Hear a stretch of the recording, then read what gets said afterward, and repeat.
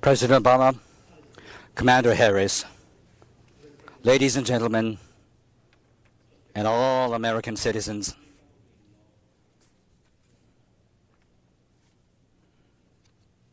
I stand here at Pearl Harbor as the Prime Minister of Japan.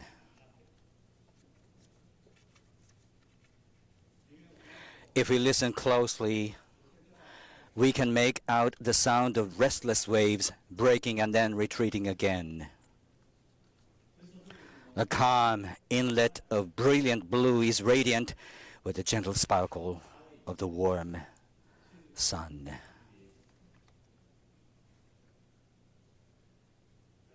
Behind me, a striking white form atop the azure is the USS Arizona Memorial. Together with President Obama, I paid a visit to that memorial, the resting place for many souls. It was a place which brought utter silence to me. Inscribed there are the names of the servicemen who lost their lives.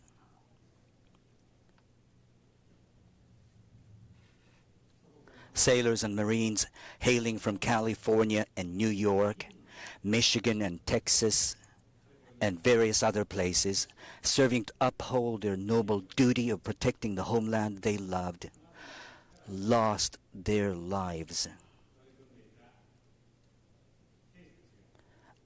Amidst searing flames that day when aerial bombing tore the USS Arizona in two.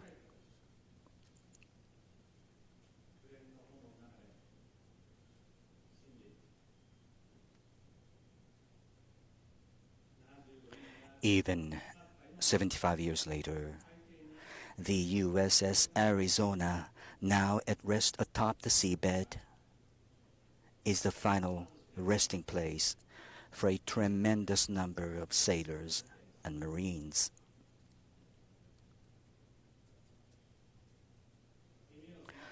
Listening again as I focus my senses alongside the song of the breeze and the rumble of the rolling waves, I can almost discern the voices of those crewmen. Voices of lively conversations, upbeat and at ease on that day, on a Sunday morning. Voices of young servicemen talking to each other about their futures and dreams. Voices calling out the names of loved ones in their very final moments. Voices praying for the happiness of children still unborn. Each and every one of those servicemen had a mother and a father anxious about his safety.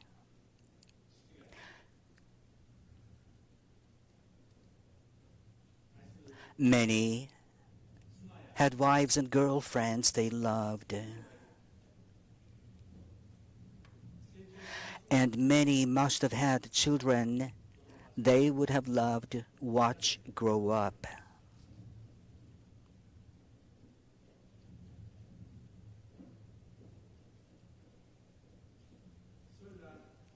All of that was brought to an end.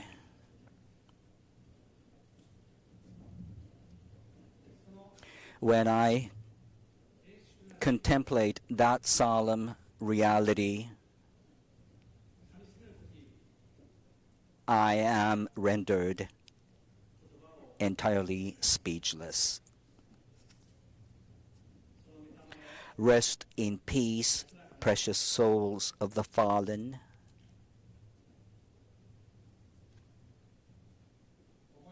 With that overwhelming sentiment, I cast flowers on behalf of Japanese people upon the waters where those sailors and Marines sleep. President Obama, the people of the United States of America, and the people around the world, as the Prime Minister of Japan, I offer my sincere and everlasting condolences to the souls of those who lost their lives here, as well as to the spirits of all the brave men and women whose lives were taken by a war that commenced in this very place, and also to the souls of the countless innocent people who became victims of the war.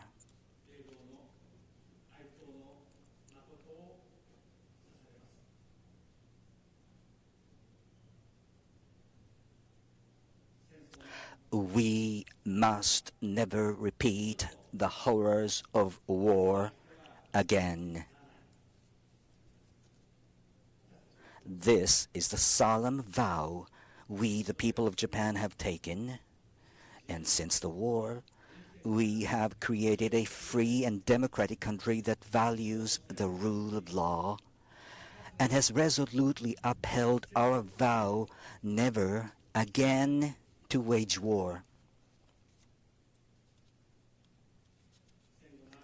We, the people of Japan, will continue to uphold this unwavering principle while harboring quiet pride in the path we have walked as a peace-loving nation over these 70 years since the war ended. To the souls of the servicemen who lie in eternal rest aboard the USS Arizona, to the American people, and to all peoples around the world, I pledge that unwavering vow here as the Prime Minister of Japan.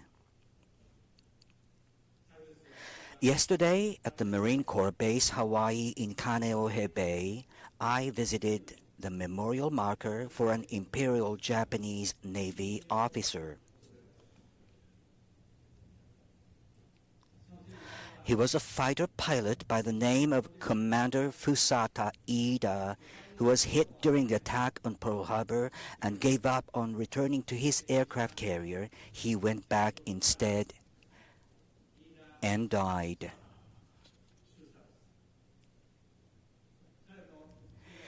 It was not Japanese who erected a marker at the site that Ida's fighter plane crashed. It was U.S. servicemen who had been on the receiving end of his attack. Applauding the bravery of the dead pilot, they erected this stone marker.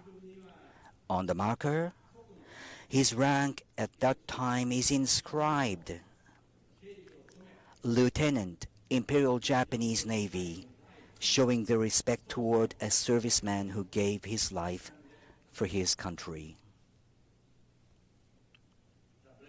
The brave respect the brave.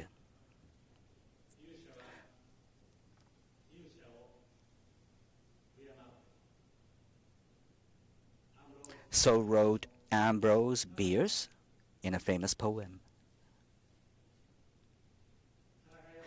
Showing respect even to an enemy they fought against, trying to understand even an enemy that they hated. Therein lies the spirit of tolerance embraced by the American people. When the war ended and Japan was a nation in burnt-out ruins as far as the eye could see, suffering under abject poverty, it was the United States and its good people that unstintingly sent us food to eat and clothes to wear.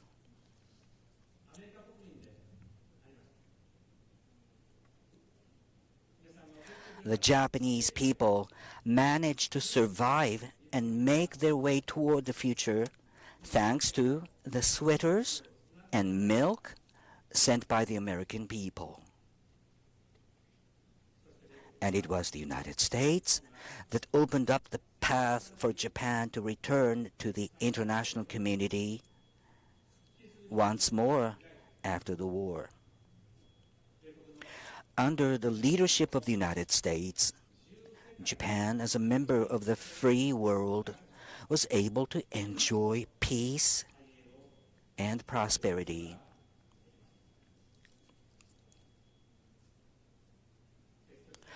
The goodwill and assistance you extended to us Japanese, the enemy you had fought so fiercely, together with a tremendous spirit of tolerance,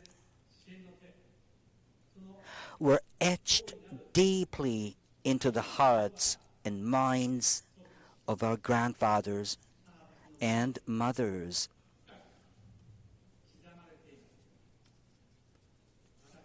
We also remember them. Our children and grandchildren will also continue to pass these memories down and never forget what you did for us. The words passed through my mind. Those words inscribed on the wall at the Lincoln Memorial in Washington, D.C., where I visited with President Obama. With malice toward none, with charity for all, let us strive on to do all which may achieve and cherish a lasting peace among ourselves and with all nations.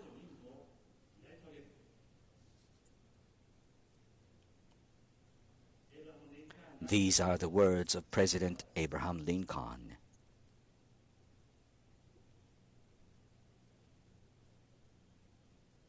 On behalf of the Japanese people,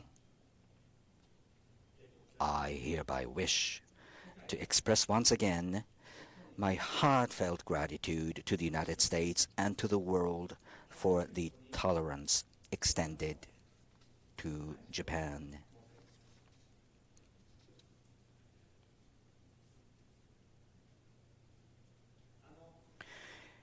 It has now been 75 years since that Pearl Harbor. Japan and the United States, which fought a fierce war that will go down in the annals of human history, have become allies with deep and strong ties rarely found anywhere in history. We are allies that will tackle together to an even greater degree than ever before the many challenges covering the globe. Ours is an alliance of hope that will lead us to the future. What has bonded us together is the power of reconciliation made possible through the spirit of tolerance.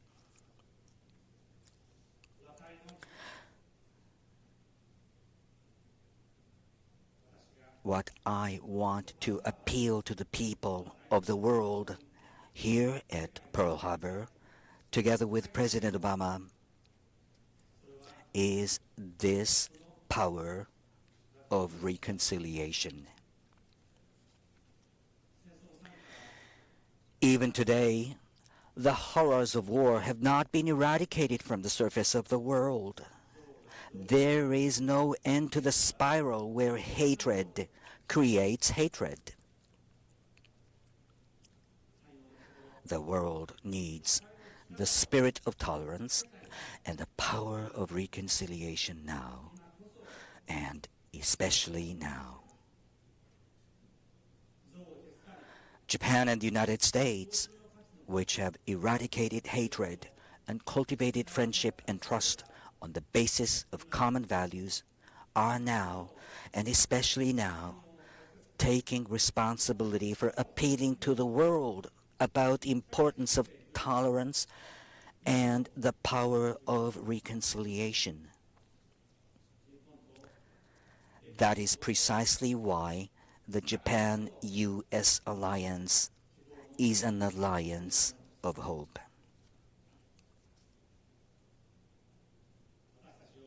The inlet gazing at us is tranquil as far as the eye can see.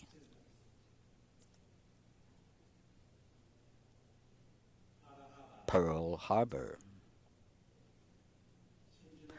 It is precisely this beautiful inlet, shimmering like pearls, that is a symbol of tolerance and reconciliation. It is my wish that our Japanese children and President Obama, your American children, and indeed their children and grandchildren and people all around the world will continue to remember Pearl Harbor as the symbol of reconciliation. We will spare no efforts to continue our endeavors to make that wish a reality. Together with President Obama, I hereby make my steadfast pledge. Thank you very much.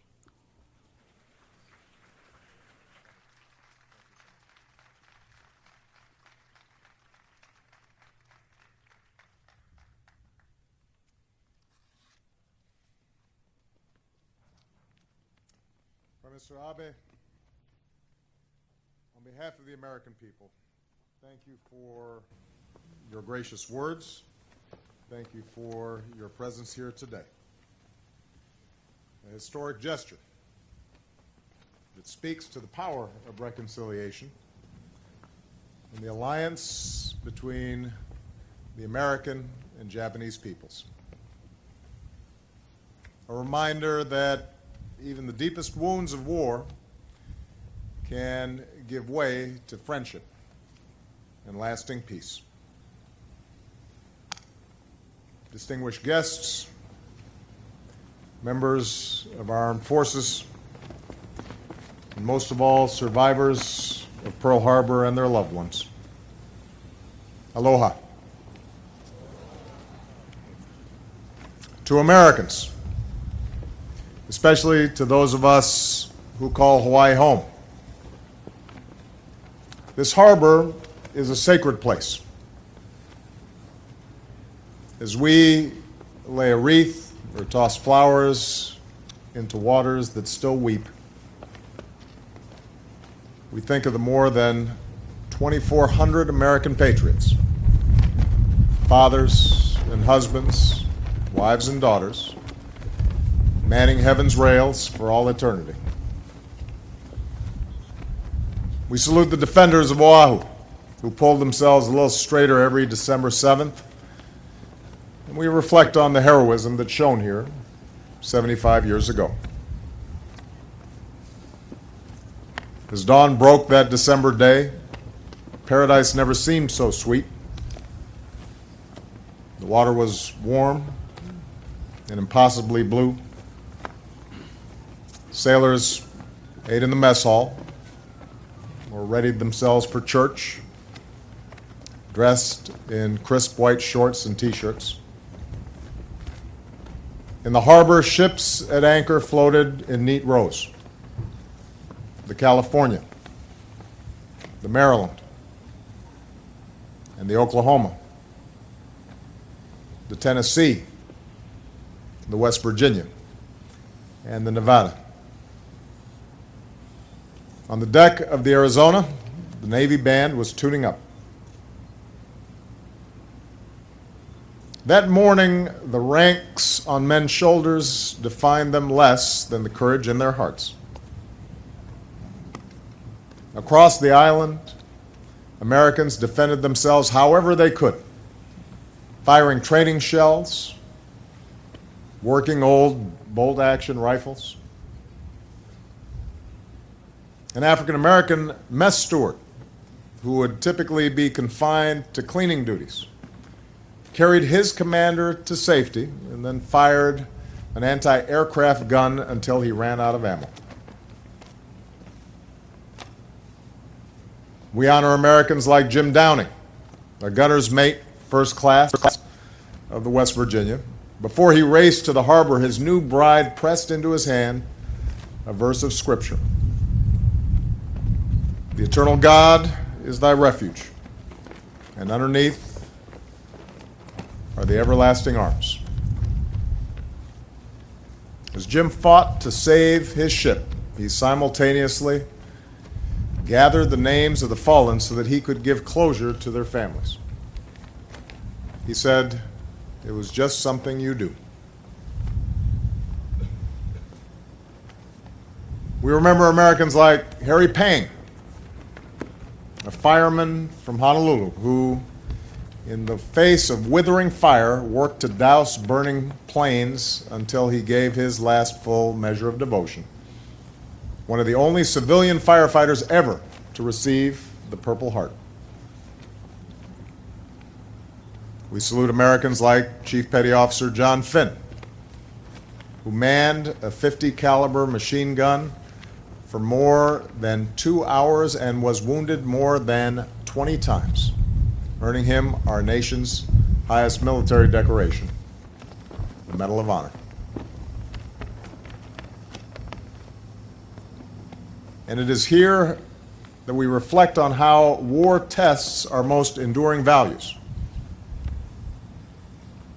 How even as Japanese Americans were deprived of their own liberty during the war, one of the most decorated military units in the history of the United States was the 442nd Infantry Regiment and its 100th Infantry Battalion, the Japanese-American Nisei. In that 442nd served my friend and proud Hawaiian Daniel Inouye, a man who was a senator from Hawaii for most of my life and with whom I would find myself proud to serve in the Senate chamber. A man who was not only the recipient of the Medal of Honor and the Presidential Medal of Freedom, but was one of the most distinguished statesmen of his generation as well.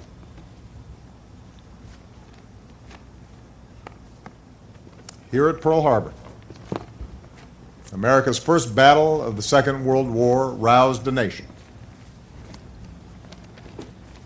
Here, in so many ways, America came of age. A generation of Americans, including my grandparents, that greatest generation, they did not seek war, but they refused to shrink from it. And they all did their part on fronts and in factories. And while 75 years later, the proud ranks of Pearl Harbor survivors have thinned with time, the bravery we recall here is forever etched in our national heart. I would ask all our Pearl Harbor and World War II veterans who are able to please stand or raise your hands, because a grateful nation thanks you.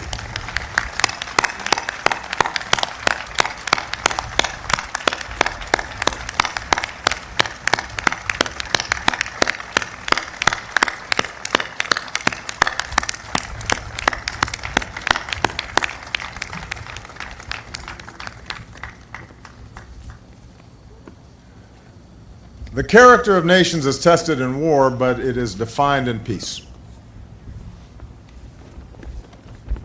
After one of the most horrific chapters in human history, one that took not tens of thousands, but tens of millions of lives, with ferocious fighting across this ocean, the United States and Japan chose friendship, and they chose peace. Over the decades, our alliance has made both of our nations more successful. It has helped underwrite an international order that has prevented another world war and that has lifted more than 1 billion people out of extreme poverty.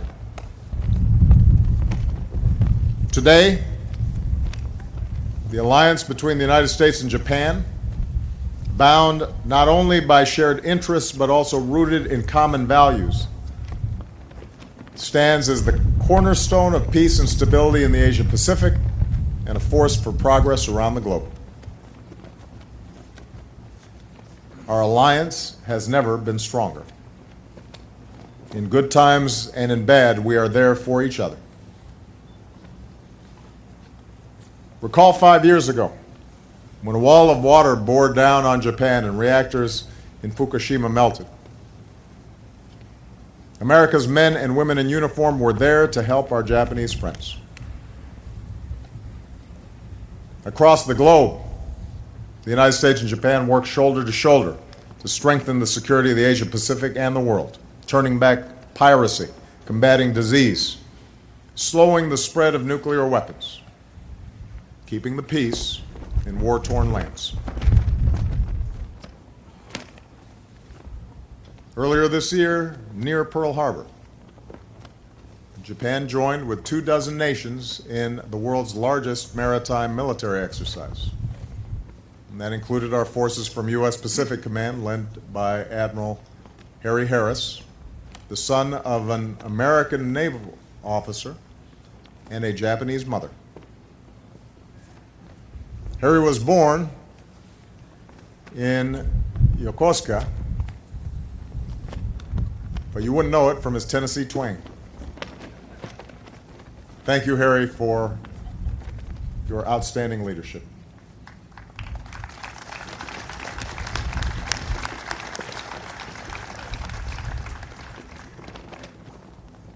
In this sense, our presence here today, the connections not just between our governments, but between our people, the presence of Prime Minister Abe here today, remind us of what is possible between nations and between peoples. Wars can end. The most bitter of adversaries can become the strongest of allies. The fruits of peace always outweigh the plunder of war. This is the enduring truth of this hallowed harbor. It is here that we remember that even when hatred burns hottest, even when the tug of tribalism is at its most primal, we must resist the urge to turn inward. We must resist the urge to demonize those who are different. The sacrifice made here, the anguish of war,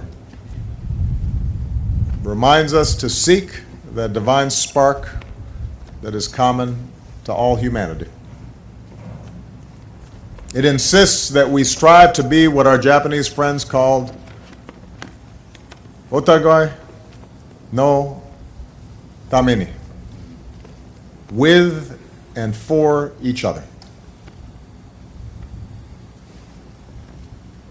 That's the lesson of Captain William Callahan